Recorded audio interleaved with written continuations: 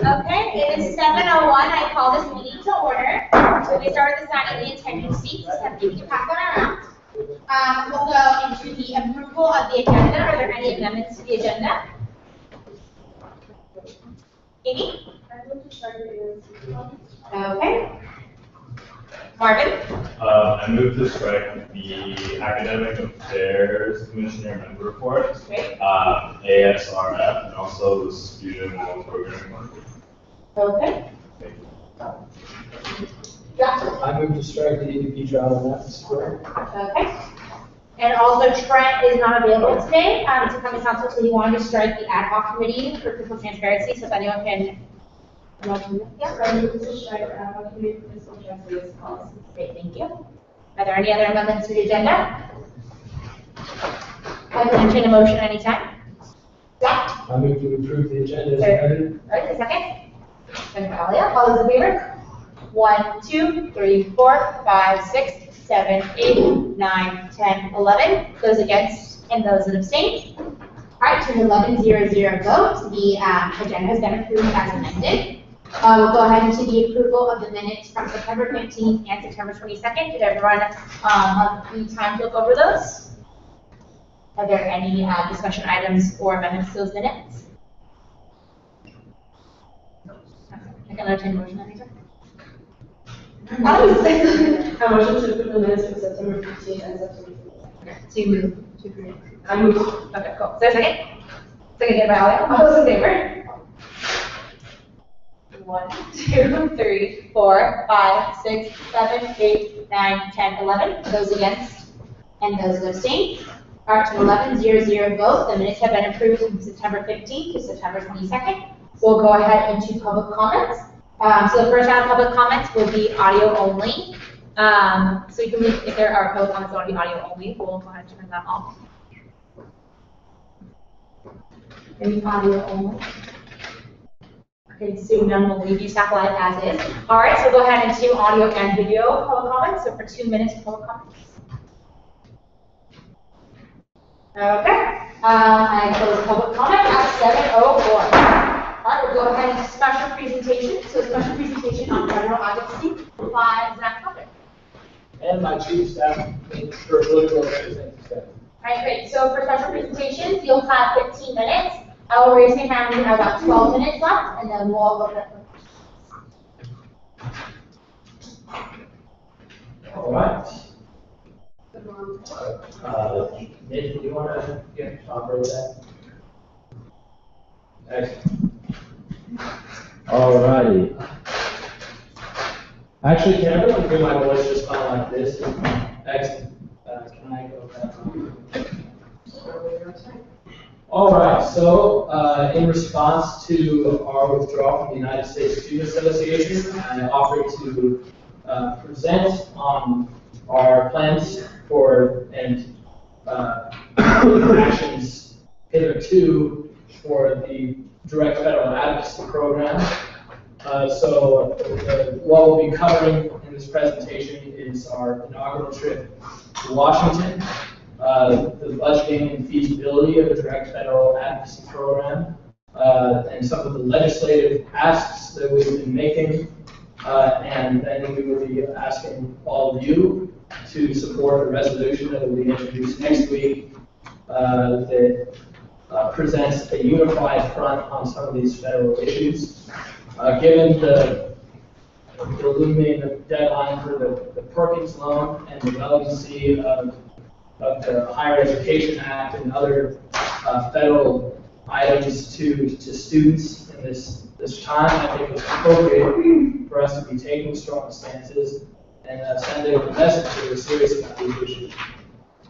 So if we could. All right, so obviously the history of the Bruin Lobby Corps has been one that is typically associated with California's state advocacy, and this is clearly one that we plan to maintain. For instance, I've been talking to Governor Brown's office about several bills that have come to his desk throughout the last 3 weeks. We made 25 lobby visits in our first 3 months on the state level, and have, I think, made the public aware of our presence. presence through publications, through these visits, through social media and other media. So what we found is that when we are present in the state of California capital in Sacramento, we are a force. When we are there directly advocating on behalf of our own constituents, we make a difference. That's been clear in the slow but steady progress we've been making towards stable investment in higher education, Savannah Vidalich's sexual assault advocacy and efforts that extend from that, among many other efforts. And the office that I've hired, I'm proud to say, has collectively years and years and years of experience, both advocating in the state and the federal level. And I feel very assured that we will be able to maintain both efforts, not only at previous levels, but at levels of unprecedented activity.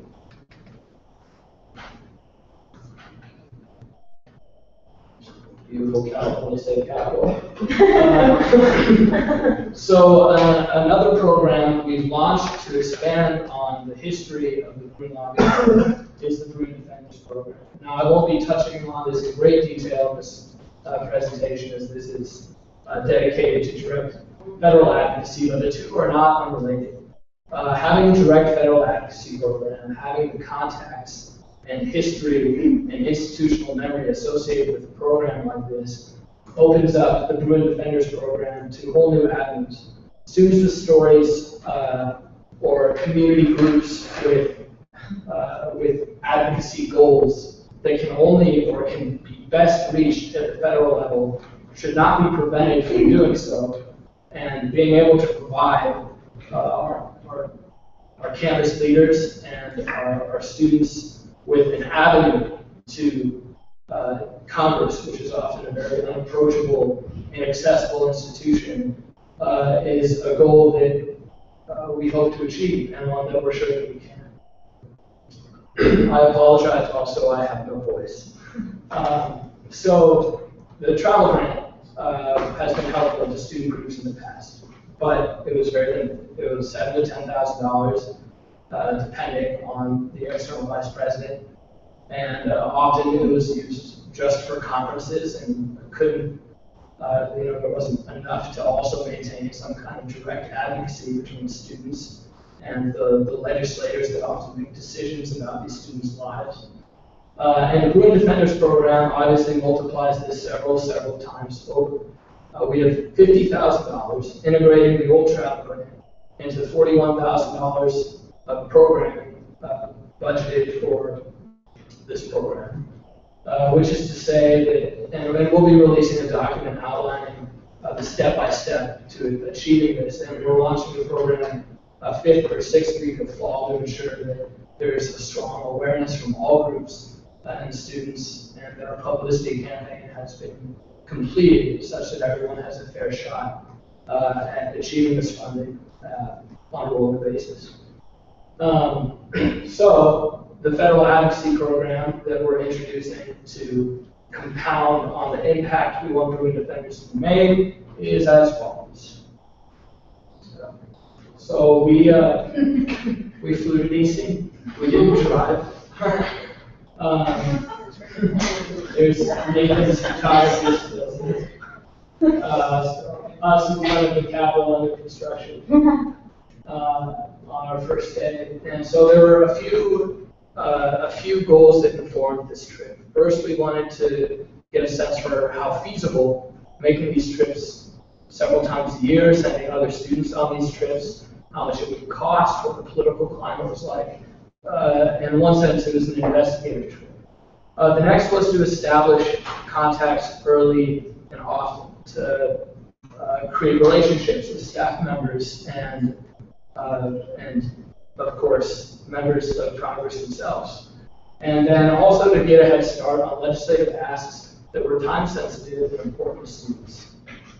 So that being said, we'd like to go into, and I apologize, it's about to get very complex and nuanced and lofty.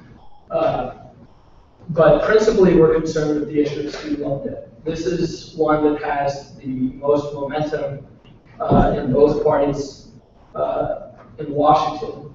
And it's one that we found there's a significant amount of common ground between both Democrats and Republicans. So clearly we are facing a crisis. The federal government alone has a $1.4 trillion student loan debt portfolio. And this isn't including the massive quantity of private variable rate loans that students have been forced to take out due to caps on this clearly robust student loan program. And there's a disturbingly high default rate. In fact, one I believe that is now higher than 13.7, but has been re-estimated at 17.5%. That's nearly 1 in 5 students that takes out a federal loan, which are significantly harder to default on.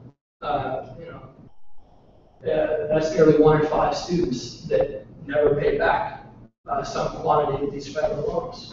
And in terms of policy, that's $192 of that portfolio that will never go back to the taxpayers. So those who are fiscal hawks and those that are concerned about the lives of students clearly immediately have something in common. So student loans are one of the only types of loan in the United States that cannot be discharged. That's to say that if you go to bankruptcy court as a student, jurisprudence on a section of the bankruptcy code that only allows the students to discharge their loans if it presents to them an undue hardship. It's been largely interpreted to say that no student, under any circumstances, can discharge their loan. If you're a 21-year-old who has dropped out of college because a parent is sick and you have to work or help your family and don't have the money to repay these loans and don't have a degree to walk away with, it gives you some measure of employability and one day pay these loans. That means that for the rest of your 1 to 60 years of life, your salary is default. And that's a miserable fate to be sentenced to. So one of our preliminary asks was to amend the bankruptcy code to clarify undue hardship language such that students can discharge their loans like a normal human can do in a bankruptcy court when they're impossible to pay. So what we found, could you go back one, Nathan? What we found, according to a really fascinating study that you were at time. How much time do I have left, Heather? You're 10 minutes, great. So is that the highest level of default is students that have less than $10,000 in debt. And this raises the question, why is that? Well, it's because these students actually didn't finish college. These are students that didn't make it all the way through, such that they have hundreds of thousands of dollars of debt, or even $50,000 worth of debt. But they are students that had to drop out of college to address some kind of pressing family issue, some kind of health issue, what we would call an undue hardship. And so in order to adjust the risk that the federal government faces and allow students who are in these awful, terrifying situations to discharge their debt, this is one that Republicans even are on board with, is to create a law to amend the bankruptcy code such that students who don't complete college, who don't walk away with a degree, can discharge this debt. So that means those who have student loans at least have a degree. You know, they at least have something that says hire me, pay me, some asset that is worth what their loans were. So these kind of little middle-of-the-road bipartisan amendments are the sort of metal-to-the-ground sort of work that step-by-step makes the lives of students better. So our second ask was to protect the Bay as you earn over. Would you like to talk? Yeah, just to do a quick overview because we're running out of time. But As You Earn is essentially a program that's created by the United States Department of Education. It is a program with a limited definition of who qualifies. And essentially, If you pay 10% of your income, or 10% of your discretionary income per month towards your student loan, and after 20 years of repayment, your loan is discharged. These are federally subsidized loans only. The issue is because barely anyone qualified for the program. They created VPay or the revised pay as you earn program. VPay essentially allows a wider number of individuals to qualify for repayment, and there will be some other programs. Obviously, what we just put it is there are other programs coming out that we will brief you on that they would grab that earlier. But essentially, what we're focusing on is just protecting this, and as the Higher Education Act is moving towards reauthorization, is trying to institutionalize the executive order. We have a little over 2 minutes left. Okay, so I'll rush through this. Basically, there are bills on the horizon, also politically sensitive, that can't yet be discussed, that could potentially deal with big national market restrictions and other things that will stem the rising cost of tuition, an issue that Republicans and Democrats both express a serious amount of concern. So this is the legislative manifestation of our asks. And it's a great example of why what we do is valuable, which is to say, just a quick example, HR 1713 is a really innovative loan repayment program that both Republicans and Democrats find incredibly appealing, but it was introduced by a Democrat installed in the subcommittee. And so we talked to 10 Republicans, all of which were in love with the idea, and now they're back in talks again, and this bill is alive. And that's just because UCLA went to Congress. So with respect to the feasibility of the strip, Nathan, would you like to talk a little bit? Yeah, just very quickly.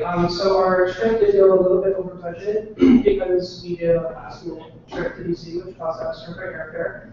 However, obviously to say we're not going to use all of our funds to send individuals to Manila. However, if we were to do that, hypothetically, we would be able to essentially, we could send 4 people to Washington for 5 days for $2,400, which comes at about $700-800 cheaper than what we did. With that, we could afford to send 6 delegations of 4 individuals to DC through the rest of the year, which we're running along for. Just in your staff, and that's not including Bruin offenders, which we could take 20 of those. Right. And if you wanted to do just a 3-day trip with 3 individuals in your group through Bruin Defenders, the cost would be $1,645 to just one of those trips. And conceivably, we could do 30 of those trips. So just wrapping up, going through some pictures, all the business cards, pictures of Elizabeth Warren. We met with her for 30 minutes. She's great. Yeah. So that's what I'd like to see.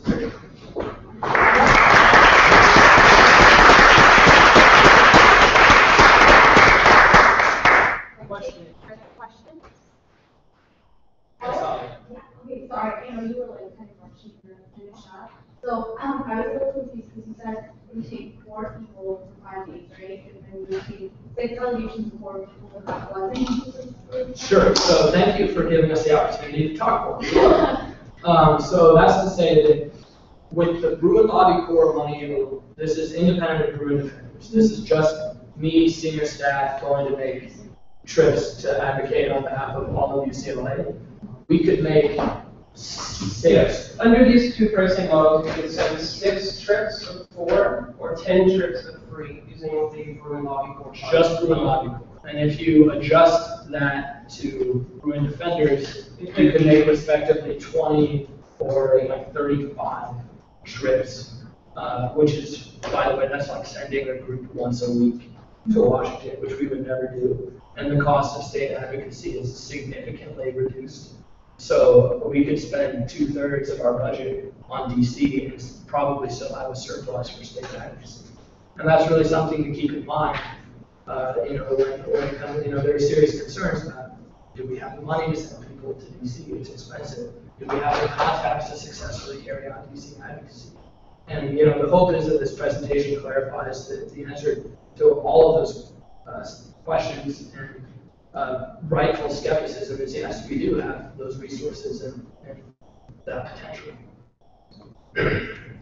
Yes? So just to clarify, Lobby court is the work of you and your staff, and Bruin Defenders is lobbying being done by general student body. Right, the Bruin Defenders program, which, you know, has been discussed casually, and there hasn't been a formal document, but that's coming very, very soon. Basic Bruin Defenders is a program that allows any student with a story, any group with some claim to an advocacy objective to have the resources via funds, via counsel from professionally trained lobbyists like me and Nathan, and via access to contacts to actually carry out those goals in the most effective way and fosters collaboration and civic engagement. Yes, Martin. Yeah, we'll do Oh, Marvin. sorry, you get to choose your answers. Marvin. First of all, thanks for this presentation. It's a lot of information in it. I just wanted to mention, I think this is a great resource for a lot of organizations. I can think of it like health and wellness terms. All of us looking to apply something like this, especially with the UCSA campaign this year. And also, I just wanted to clarify, it's only for Washington DC trips, right? No, here's the thing though, Bruin Defenders is across the board. But theoretically, like I said, because state advocacy is actually very cheap if you do it right, we could spend a significant quantity of our budget on more costly advocacy trips like going to Washington. Great thing, because I know for Bruin Consent Coalition, they have a lot of conferences to attend regarding sexual assault prevention and awareness education, and so those have a cost. So, thank you. Like, so for the Bruin Defenders, would that be like application level, like general student body, that you would kind of choose individuals for certain trips, or would you choose individuals for year? Sure, so there are two avenues via which to apply for Bruin Defenders money. So first, if you are a student with a compelling story that is relevant to some kind of pending legislation or some kind of legislation that we've written and introduced, which is a component of our lobby program, writing and introducing our own legislation, then your story is incredibly valuable to actually carrying out this legislation into law.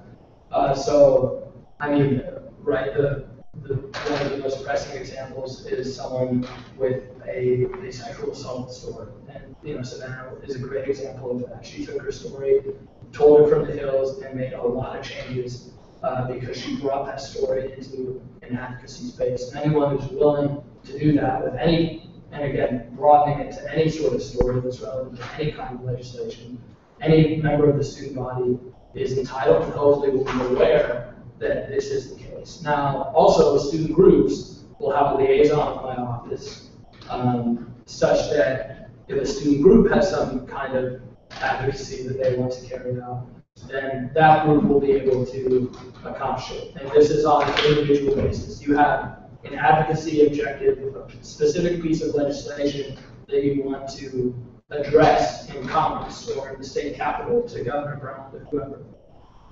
And we give you a set amount of funding for that one trip, potentially provide you with one of our own lobbyists if you want that, and our own list of contacts if you want that. And once that trip is completed and once follow-up has been accomplished, then that particular contract has been severed and we would have to reapply for an additional trip. So it's not that we have sort of a permanent structure with groups across the board. We don't think that that will be feasible or efficient because there are likely groups that don't need to be active every week of the year, but rather we want to allocate our resources as efficiently as possible. And council, so traditionally we do about 5 minutes for questions, but a little over 5 minutes. Maybe we can take 1 or 2 more questions and then we'll go ahead. So give me a second.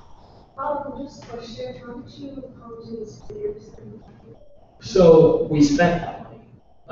We went to DC and compiled our receipts, and this is how much it cost us. Yeah, so essentially, this is the cost breakdown for the trip we executed about a month ago.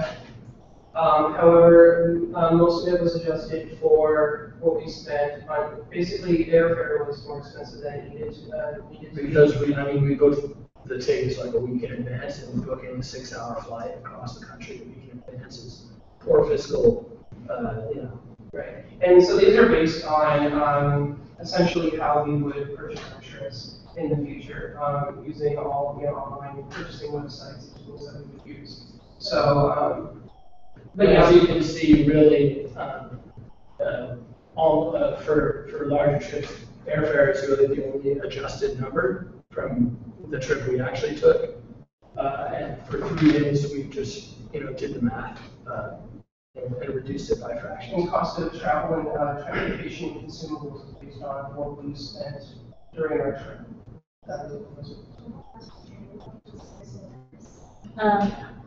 So when you're combining like the Learning and Career program, which would essentially allow students to do their own advocacy and like essentially having travel expenses paid for, are you going to include food because most funding sources don't allow food because it costs to be covered? So because this comes from our referendum, we have a broad range of discretion over what we do and don't fund. And I think that because Washington DC is an expensive place, I think that it's perfectly fair to fund food so long as, I think we'll probably impose limits. We spent, we had like one nice dinner and a few full dinners, and it came out to what we felt was a fairly reasonable number, and that's probably the number that we'll be able to give our applicants to. Okay, so last question. So hard. So I know you talked about some of the issues like student loan debt, and then also like trying to sort of reduce student tuition. But so is there like flexibility in the issues that students fight for? And then also, are you willing to kind of like expand your horizons on like what you're doing in terms of student loan debt? I know you talked about retention, which is great. But I feel like there's also a lot of issues like how market presents a problem. Right, so Brewing Defenders is not a program for which the intention is to advance our office objectives. It's a program that's intended to advance anyone else's objectives. So, and mental health is actually an office objective, so it's likely that a trip to DC on mental health issues would actually be coming right from the Brewing Lobby Corps, and something we would call natural. And just to add to it a little bit, I'm meeting with Marvin's staff tomorrow to talk about going out of USAC funds, how we can cooperate, and we need plan of health advocacy package for later this year through the bond and through it lobby for. But if someone felt that there was a federal bill that dealt with, well, actually, even retention would fall under our office goals. Let's say it's something like, I don't know, someone is from Uganda, they feel very strongly about Ugandan issues, and that's where they're from. And as a student, they feel that Ugandan students feel very strongly about this international issue and want to go to Congress to lobby about said hypothetical international issue. Then Brewing Defenders would be an appropriate avenue for them to do that. So, and obviously, international policy with respect to Uganda isn't an office priority, but it is one that maybe a group of students on campus cares significantly about. And it's likely that we will actually have more than $50,000 because we're aggressively fundraising. And so we're hoping that we don't really need to prioritize based on relevance to like the largest amount of students or something. But theoretically, should be limited budget constraints, it will just be the best proposals that are likely to most effectively change something or the ones that will improve. Okay. Great. Thank you so much, Sam.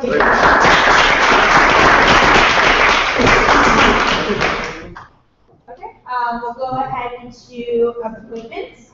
So this week, since we have started fall quarter, I have on the agenda approval of all summer appointments. So the appointments that we made throughout the summer are technically interim for the summer period. And so every year we always go during fall quarter to approve those appointments so they can all in their capacities. So unless there's any discussion, I can also entertain a motion. It's just approving the appointments that basically already been approved, but to approve them for the year. Yes. Okay, I move to approve all summer appointments. Okay, so second. Second by Ariel. All those in favor? 1, 2, 3, 4, 5, 6, 7, 8, 9, 10, 11. Those against and those abstaining. All right, so all of the appointments that have been made during the summer have been approved. Great. We'll go ahead into our officer and member reports. I don't have much this week. I had a meeting with Rachel Theta and the outgoing Judicial Board Chief Justice. Rachel Theta is now the new incoming one. To make sure we're all on the same page about everything. They are looking to make a couple of updates to their bylaws.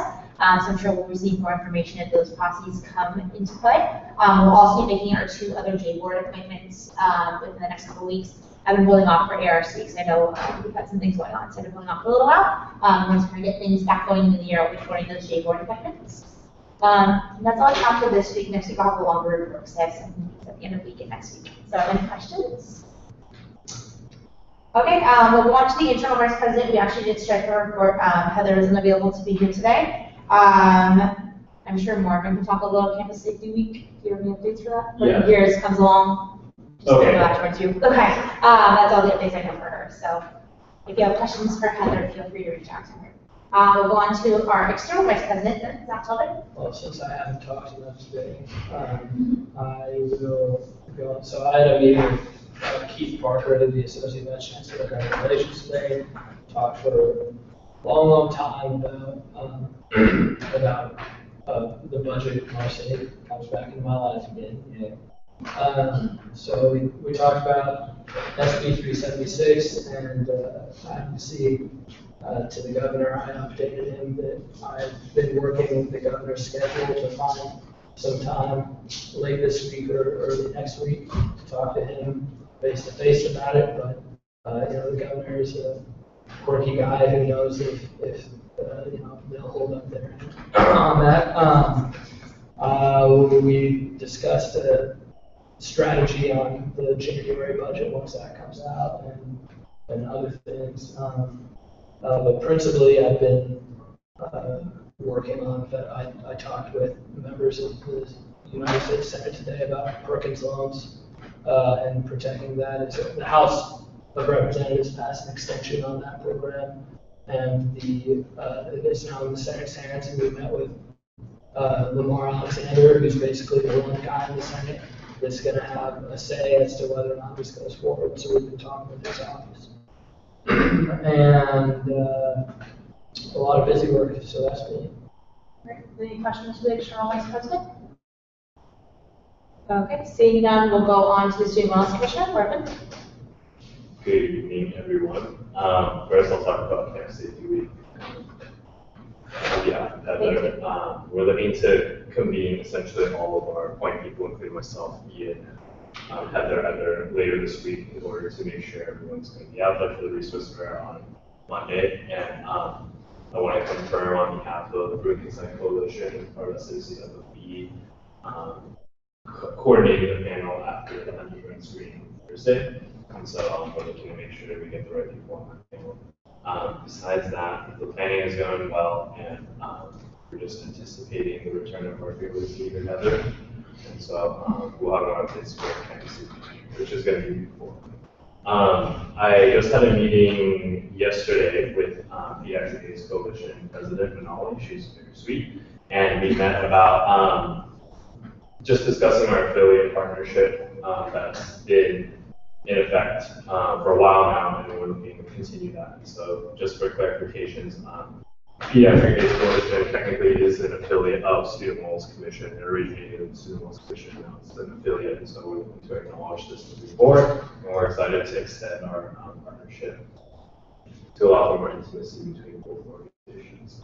And so also I met with Dr. Nicole Green in the CAPS Center, along with all of us representatives. And so we talked about the state of CAPS and also about the different ways for students to be more involved as the year moves on. They're in an interim year right now in terms of their structure and we're trying to meet the challenges that arise.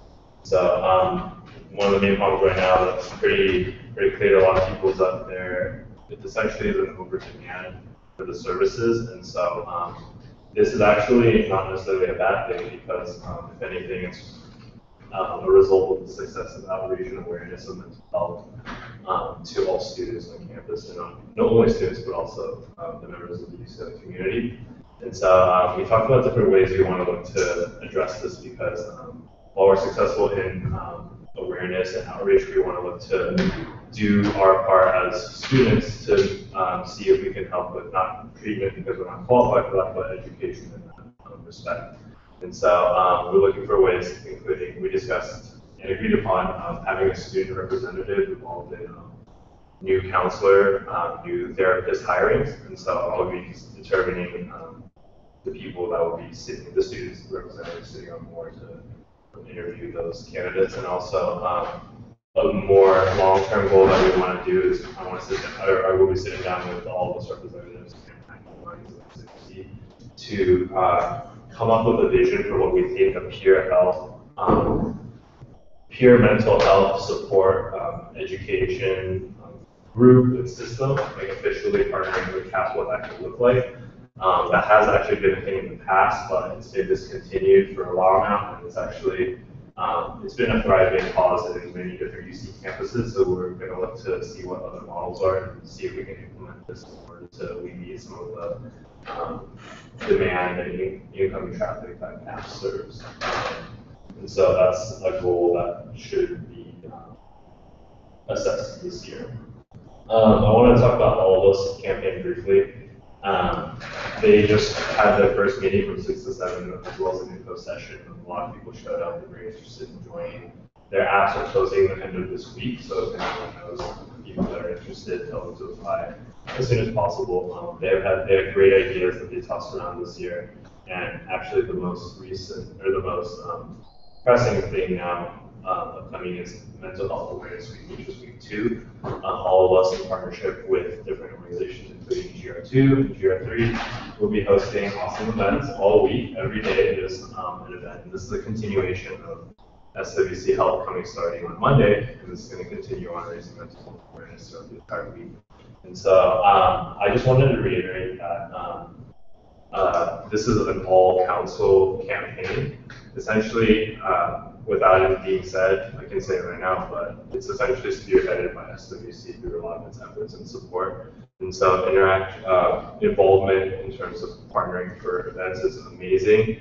And I just really encourage and kind of ask and challenge all the offices to really not only be receptive to them when they reach out for help, but also reach out on your own initiative to help a campaign that's essentially USAC-wide, because we really think this could build on the momentum it had last year, starting from essentially an idea as a grassroots to becoming a nationally recognized force. And so I really encourage all of the council people to be more involved in the All of Us campaign. But I'm glad to say it's very successful. It's very exciting for this year. So that's my officer report. For today, questions? Really a brief addendum, which is to say that because the UCSA campaign this year and the next year is mental health centric, I think that especially emphasizes Marvin's point that this is a council-wide effort. We are all members of and associated with the University of California Student Association. It's our biggest student coalition, and I think that we would all benefit to get involved in the mental health effort, and All of Us is our outlet for that. So, are there any other questions? Okay, thank you. We'll go on to our administrative representatives. Roy is not present, so Dr. Geller. I know Heather has been working with Maria Blandisi in planning some training to be presented as part of a retreat.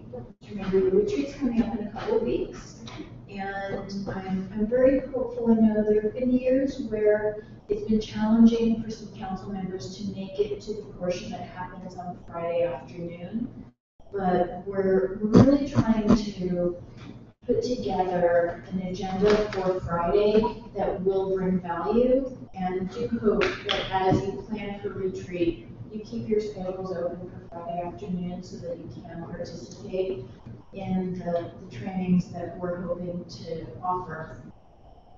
The other thing I'll mention, coming up on October 14th, between 6 and 8 in the evening, Jerry Kahn, our Vice Chancellor for Equity, Inclusion, and Diversity, is going to be hosting a town hall on implicit bias and dinner will be served. He's a great speaker. It's an area that he's got some expertise in, and it's really a fascinating topic. So I would encourage you, if your schedules will allow, to participate in that. So keep an eye out for more information coming soon.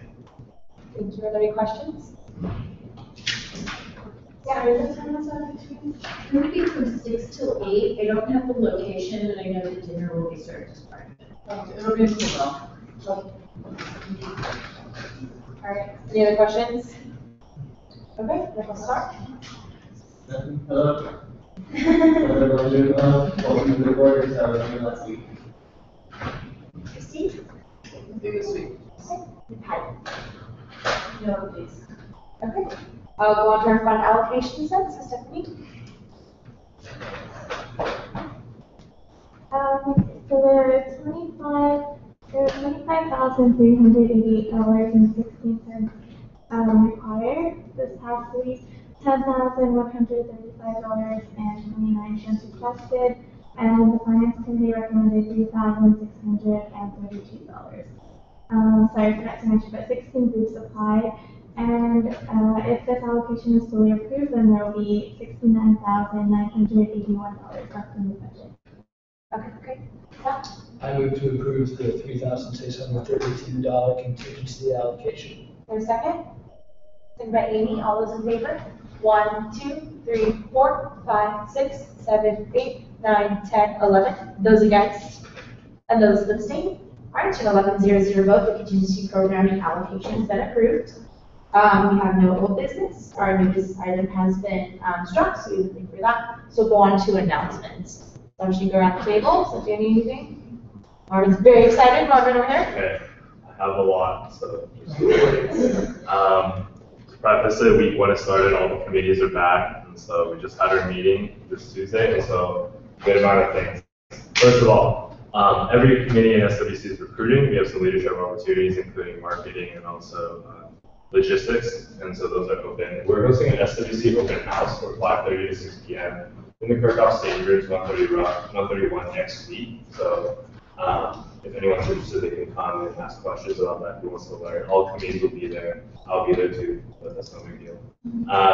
Most importantly, our health coming event is our annual fall event that I've been telling you all about, kind of more or less so this past couple weeks. And so it's October 5th, 2015, Monday week 2. We'll have physical health fair in the Court of Sciences. We'll have sexual health fair in Root Plaza, plus the Wilson Plaza HIV truck present, and also mental health fair on the Hill. And so each respective committee will be placed in those, and we'll also have night programming on the Hill with the Capture the Flag game and the Sunset Rec, a health coming game, 5 to 6, and Big Hero 6 screening at 7. Also the Sunset Rec with the Active Minds discussion afterwards. All week we're going to be partnered with the Blood and Platelet Center to host a blood drive competition with all the committees. So each day there's a couple of committees grouped together. And so if you are donating blood that week, please sign up for one of the committees, whichever one. They'll have a flyer. I passed out a flyer before of a graphic of each committee, and so they'll have that flyer out so you can read which committee you want to support, and then you can sign them in. And so if you're going to donate blood, wait until week 2 because it's going to be a great.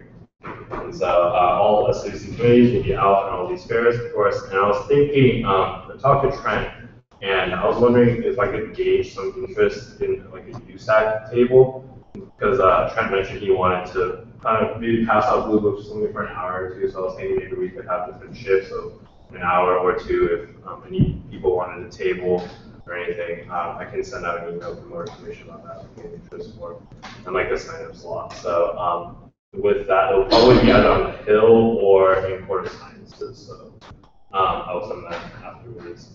Tentatively, we have sponsors including Kind Bar, Yoga Works, with instructors coming to do yoga in Court of Sciences in the grassy area. We have a Nectar Juice, also in Court of Sciences. We have Farah Organic Lip Balm. We have 18 Rapids Granola. We have Chipotle gift cards being raffled. And tentatively, we see the departments including Ash, Fitwell, the Town 9 Office, CAPS, OSD, and the HBT Center. Now moving on to committee updates. So AIDS Awareness, this is one of the SWC committees. They're hosting a team in partnership with SWC at the AIDS Walk for Los Angeles. I know Heather sent out an email regarding that recently. So if you haven't joined that team yet, you can let me know and you can join our team. And so we'll be out there. Through Consent Coalition, officially rebranded as the Committee of SWC. One of their initiatives for this year is October, because with it coming up so soon, October is actually Domestic Violence Awareness Month. So they already have programming set for every week, and so I'll provide more details as those come. One of the things outside of that they're facilitating is actually CARE training, which is Campus Assault Resources and Education training. It's 8 hours total in 2 parts.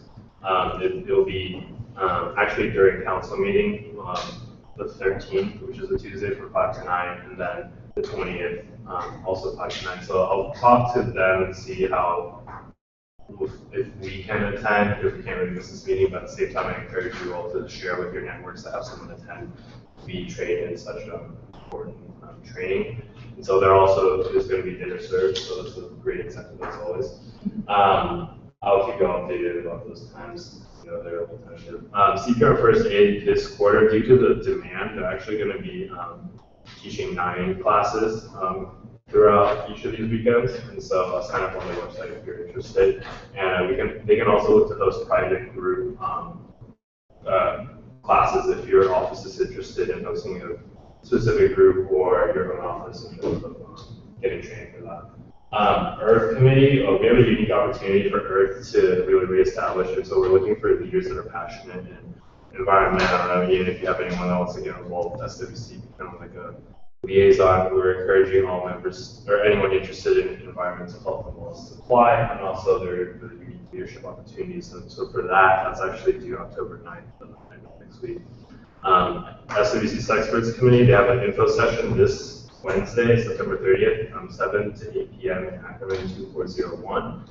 If you're interested in becoming a sexpert or know anyone, tell them to please stop by, refer them to this. Just even from Ignorance Activities Fair, from the table already, their entire schedule for all year to do RA workshops on the Hill has been booked already. And so I'm really excited for experts to do great work this year. And Total Wellness Magazine, you just printed out their second issue for volume 15, and so I should have brought those, but I won't. But we'll bring them next week for you all. They're really great magazines. They'll be out in like the Ash Center, and also different offices and research departments. And so they have an info session if you're looking to get involved as a writer or part of their staff. Thursday the 1st from 6 to 7 p.m. in Ackerman 3517. And that's finally it for all my announcements. Sorry, everyone. Any questions for Marvin? No round of applause. Any questions? Lexi? No question. Oh, okay. Go ahead. Oops, sorry. I don't know if it's many, but there's a lot, actually thank you to Ian for coming to the Martian on Monday. It was really incredible, so I recommend that to everyone. We screened it in the Regency Fox Theater down in Westwood, and it was really, really incredible. It was in 3D. It was really good. Then you could come stand by.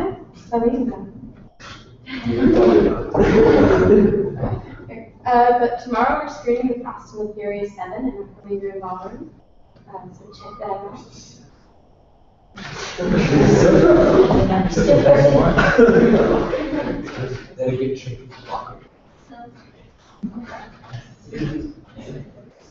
Okay, is that what Oh, wait, 2 more things. Okay, because I think you guys will be. Okay, so on 10/7, Wednesday, we're screening Suffragette, which is the new Meryl Streep movie.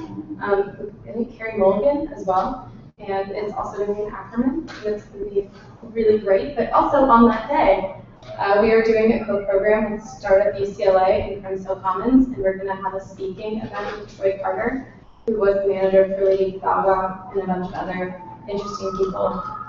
So that's going to be really cool. So we have some cool stuff coming up. Also, keep a lookout. I'll be inviting you to we're also hiring. So if you know anybody, I will be fun. Yeah, you guys can apply. It'll be fun. Let people an eye out because there's some really cool stuff coming up in the works. So thank you very much. Any questions for Lexi? Also, people screaming out at midday since all the girls who got sorority bins running over to sororities. They were cheering for Lexi, like, yay, Lexi! Keep going along. Zach? So CSC right now, all of our 33 projects are recruiting for volunteers right now. We just had, the commission just put on the event after Volunteer Day, Surf Fest Saturday night, which was its first event. We had over 750 students come out for food, tour over or visit one of the 50 plus service booths from all of campus. So that was really good, a good supplement to Volunteer Day in the evening. It was really successful. But yeah, all of our projects are recruiting, and as well as the initiation of our internship program this year, which is the first time that CSC is having an internship program. So looking forward to reaching out to the first years and getting them involved. All right, any questions? We'll keep going along. Yeah. Alright, just some quick updates on Sugar Road. So, Michael, a couple weeks ago, he told me about having a formal training session for the mentors, just give them a baseline knowledge. So we set that up, and that's going to be October 8th, which is a Thursday. We have a little expert meeting with a bunch of resources that you could use at their disposal. Week 3 is Transfer Pride Week, and there's a whole bunch of events going on then. That Monday night, we're going to do our mentor-mentee reveal, where we'll have a mentor and then do a little introduction and call up their mentee. That's how we'll announce about pairing the two. Quick update on the Transfer Resource Center, which I know, like, last council, they passed a resolution on that. Adam being with Gilligan, Ontario, the other day, and we've been in talks, and we're going to take a couple more steps to keep at it. It's a long, arduous road, but we'll take small steps to strive forward. I'm going to be talking to Bob Williams, who is the executive director of ASC, so let's talk about that also. My office held a basketball tournament for new transfer students on Sunday, which is awesome. New transfers to come out, play some basketball, and yeah, that's it. That's it for me. Any questions? Go, Jenny, question. Who won the basketball? My team won it. Okay. So tomorrow is the first, I guess like the first weekly series of CAT. So Word on Wednesday is the Kirkhoff Art Gallery. It's like one of our biggest series, so come out for that. It starts at 7:30. Also, CAT is also hiring. So I'm really excited because we're getting like the cat babies and cat fairs. So, and then Kevin, and then the marketing team is also hiring people. So for print and online marketing, so we're trying to expand that. And on Monday, concert and Kirkhoff Coffee Shop launches as well, and that's also at 7:30. Any questions? Yeah, unfortunately, we're on Wednesday, so we just come out and watch it. Oh, that's one very get some shoes. Let us know what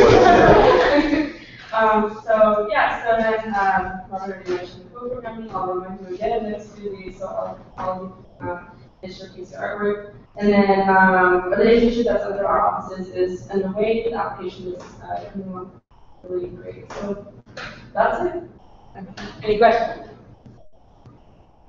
So next Tuesday, when SWC, my office will be hold a cultural competency workshop associated with mental health. So it's going to be really great, and we're going to talk about kind of how mental health will serve the community, but also how it's best to make sure that we're being culturally sensitive to the communities and to different individuals that do have mental health issues or different struggles that they go through based on their identities. So that will be happening, and then, yeah, like Bonnie said, we have our internship director is Boss, so she's going to be posting everywhere, and she's also trying to get in touch with a lot of you to see if you can program or things like that, so definitely be responsible for if possible, and that's about it. Any questions? What's the cultural competency workshop? Tuesday. Tuesday, 7:30. Any other questions? Just to go off that, for the rest of the events, all of us Mental Health Awareness Week. Once I get the information from all the specters and support council. And that will include the GR3 and GR2 collaborations. Thank you. Okay. Keep going along. Dr. Gallagher? So we have been in the process now for a couple months of working on Student of Color Conference. It's all coming together. The application is live, and I will be emailing it to everybody after Council's Day. I hope that all of us will share it. But in all seriousness, this is one of the most important conferences of the year.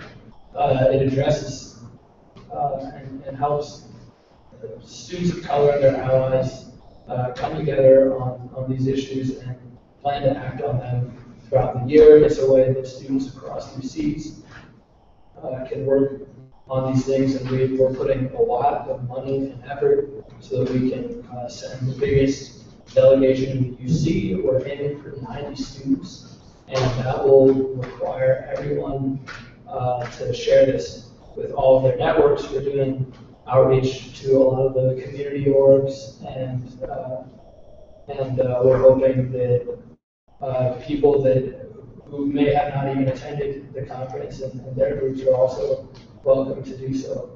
And so we're hoping to try and kind of reach every nook and cranny of this campus. So please help. Any questions? Dave, do you have a question? I was just going to say, one other announcement. Okay. Wait, are there any questions for Zach? Okay, go ahead. Okay, I'm going to just let everyone know that in 2 weeks from Thursday, we're going to be on campus doing a party for the USAC game in the public building, and we've been doing a lot of planning for it. I'm actually planning on putting together a special presentation for all of you on it, either next week or the week after. We're tweaking our final details for it. It's going to be really awesome. It's all coming together, and just stay tuned. It's going to be fun. I have a couple. So the internship application for the Austin President internship is live, as well as the internal vice president since Heather's not here to stay. Additionally, October 5th, so it's coming Monday. Remember, we have it's labeled shared governance, but it's breakfast with student leaders at 8 a.m. And it's enough link again to RSVP, the official RSVP format. Also, please invite your chiefs of staffs as well to extend an invitation out to them additionally. And then lastly, there's an application that's been made to be Heather Waterquin's boyfriend. So if you all want to share that, it's available on her Facebook page. So go ahead and like and share that. I just want to announce that while USAC Live is still on. And with that, We are a serious body. And I like that the dignity and integrity of this body has been held up. Okay, so with that, I can entertain a motion to adjourn meeting. Danny. Those first two attempts. Yeah. All right, is there a second? Second by Amy. All those in favor? 1, 2, 3, 4, 5, 6, 7, 8, 9, 10, 11. Those against and those abstain. All right, at 8 o'clock, I adjourn the meeting. Okay. We pass the signing campus. Oh, USAC Live. EMP shut off, USAC Live. Thank you. Bye.